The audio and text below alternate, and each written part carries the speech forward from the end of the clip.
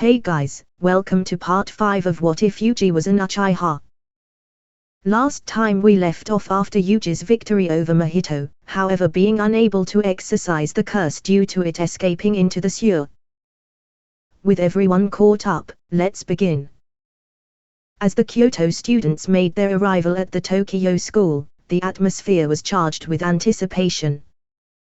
Megumi, visibly annoyed, inquired about the whereabouts of Yuji and, not so affectionately, that idiot referring to Gojo. Eventually, Yuji joined his team, walking alongside Gojo. It was immediately evident to everyone, especially those who were already aware of his capabilities, that Yuji had undergone significant growth in strength. While the students settled in, Principal Maizami Uchiha took the opportunity to lay down the rules for the upcoming team battle, Spirit Bash Race. The objective was clear: exorcise the Grade 2 curse within the battlefield. The first team to accomplish this task would emerge victorious. The field was also populated with numerous Grade 3 and lower curses, adding an additional layer of complexity. If the Grade 2 curse persisted by sunset, the team with the most exorcisms would be declared the winner.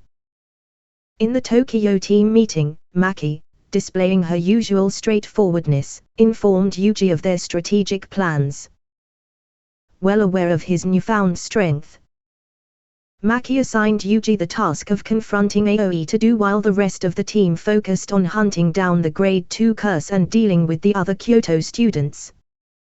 Eagerly agreeing to the plan, Yuji expressed his enthusiasm with a spirited punch to the air. However, Maki promptly corrected any notions of leadership, delivering a swift kick to Yuji's back, bringing him to his knees. She questioned his assumption of a leadership role, to which Yuji apologized, attributing his enthusiasm to getting pumped up. Recovering quickly, Yuji handed his formidable Hono no Amaterasu to Maki, encouraging her to have fun using it during the upcoming battle. In the Kyoto team meeting, the principal of Kyoto demanded that his students treat Yuji as the curse he was, setting the tone for the intense clashes that awaited them. Itadori, visibly displeased, left the meeting, and the principal followed suit. The Kyoto students, torn about the prospect of harming Yuji, contemplated their course of action. Noritoshi Kamo, however, asserted that they would attack him together. Simultaneously, Gojo engaged in discussions with Uchiha about the unsettling possibility of a mole within the school collaborating with curse users and curses. As the Kyoto Sister School Goodwill event gets underway, Gojo takes the initiative to address the participants through the loudspeaker. In his characteristic style, he abruptly hands over the microphone to Uchiha, catching her off guard and prompting her to offer some hesitant advice to the students. However, Gojo quickly interjects, reclaiming control and officially starting the event. Both teams eagerly charge into the forested area, ready for the challenges ahead. Within the dense woods, Yuji queries about the possible location of the Grade 2 curse, and Panda speculates that it's likely on the move. Maki reminds Yuji of their squad's pre-established plan as they follow Megumi's divine dogs, ultimately leading them to a weak Grade 3 curse. Just as they prepare to exorcise it, Itadori makes a sudden and formidable appearance, choosing to confront the entire team single-handedly. Yuji swiftly takes action, launching a flying knee that collides with Aoi's face. Megumi and Maki split off in different directions, accompanied by Nobara, Tug, and Panda. Aoi, recovering rapidly, retaliates with a powerful punch that obliterates the Grade 3 curse and connects with Yuji. However, Tadu is stunned to realize that his punch penetrated only a wooden plank, as Yuji emerges unscathed behind him, executing a sweeping leg maneuver that brings Tadu to the ground. Tadu, anticipating the impact, skillfully flips back onto his feet. Before the confrontation can escalate, Mr. Tadu interrupts with a rather unexpected question, asking Yuji about his preference in women. Yuji casually responds, describing his inclination towards tall girls with big buttocks, using Jennifer Lawrence as an example. Shocked by the shared taste, Mr. Todo's memory is triggered, recalling a fabricated past where Yuji assisted Aoi in overcoming rejection from Takada-chan.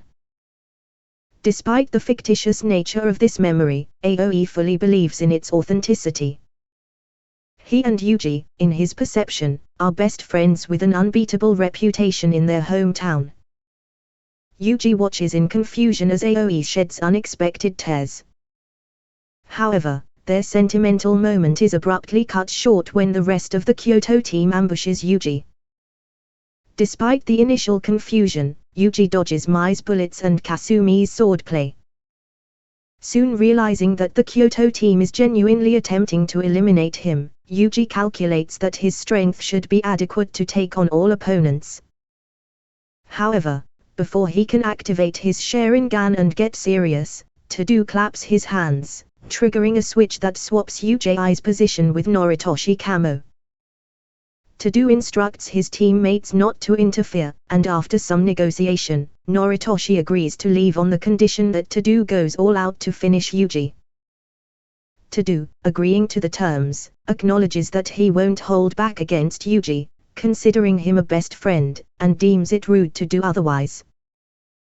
During the initial exchange of taijutsu, Yuji adopts a defensive strategy against Aoi Todo, showcasing his exceptional agility and skill. Instead of directly attacking, Yuji redirects Todo's strikes, cleverly using Todo's own momentum to unbalance him, employing judo-style techniques to bring him to the ground. Todo, despite his formidable strength, finds himself unable to land a significant blow on Yuji during this phase of the battle. However, the dynamics change when Todo activates his innate cursed technique, Boogie Woogie. This technique allows him to swap positions with his target, introducing an element of disorientation to the fight. Todo takes advantage of this ability to land a few successful attacks on Yuji, exploiting the confusion created by the rapid changes in position. Recognizing the need for heightened perception, Yuji decides to activate his Sharingan. As the blood red eye emerges, Todo's attempts to utilize Boogie Woogie become ineffective. Yuji, with the Sharingan's slowed perception of time, adept adjusts to the swift position shifts. Todo's attacks are redirected away from their intended target, leaving him unable to make contact. The climax of the battle unfolds with Yuji's strategic prowess and Sharingan-enhanced reflexes. He seizes the opportunity, countering Todo's moves with precision. As Todo finds himself increasingly outmaneuvered, Yuji capitalizes on the moment. With a swift and well-timed move, he manages to knock out Todo with a powerful genjutsu after weakening him, bringing an end to their intense and tactical confrontation. A few minutes ago, while Yuji engaged in his intense taijutsu battle with Aoi Todo, Maki decided to put Yuji's Hono no Amaterasu to the test. With a single swing, a crescent-shaped flame erupted from the blade, demonstrating the fiery power behind its name. Mwa narrowly dodged the attack, witnessing the trail of destruction it left behind, slicing through multiple trees. Eager to make the most of the borrowed sword, Maki charged at Mwa. The clash of their blades was intense, with the enhanced firepower of Hono no Amaterasu pushing Mwa back. The impact nearly broke Mwa's arm, and her blade suffered visible damage. The repeated clashes yielded the same outcome, leaving Mwa at a disadvantage. Realizing the need for a strategic shift, Mwa decided to utilize her simple domain, activating it to enhance her combat abilities. She remained prepared to draw her sword at a moment's notice. However, Maki, displaying her keen observational skills, saw through Mwa's swordsmanship technique. In a decisive move, Maki thrust her blade forward, creating an arrow of fire that tore through the sky and headed straight for Mwa. Distracted by the fiery projectile, Mwa was forced to move, leading to the deactivation of her simple domain. Seizing the opportunity, Maki closed the distance and expertly sliced Mwa's blade in two. The fight came to an end, as Mwa found herself without a functional weapon, unable to continue the battle. As Yuji's intense battle with Itadori reached its conclusion, a new threat emerged in the form of the nature disaster curse, Hanami. Engaging with other students, Hanami posed a significant challenge. Just as they approached Hanami's range, Tug, despite being depleted of strength, utilized his abilities to force Hanami to blast away, creating a temporary opening. Capitalizing on the opportunity, Maki wielded Hono no Amaterasu and attacked Hanami. The cursed blade, enhanced by the fiery power, surprised Hanami, who attempted to block the strike with their forearm. To everyone's astonishment, the flame proved to be effective against Hanami, showcasing a weakness similar to the type advantages in Pokemon. Megumi seized the chance to strike, using a black blade cursed tool to cut one of the branches on Hanami's face, revealing a weak point. Maki continued to be the primary force against Hanami, countering the curse's techniques with fiery slashes. However, as the fight progressed, Maki's speed waned, and she began accumulating damage. In a crucial moment, Hanami aimed to pierce her with a sharp branch, but Yuji intervened.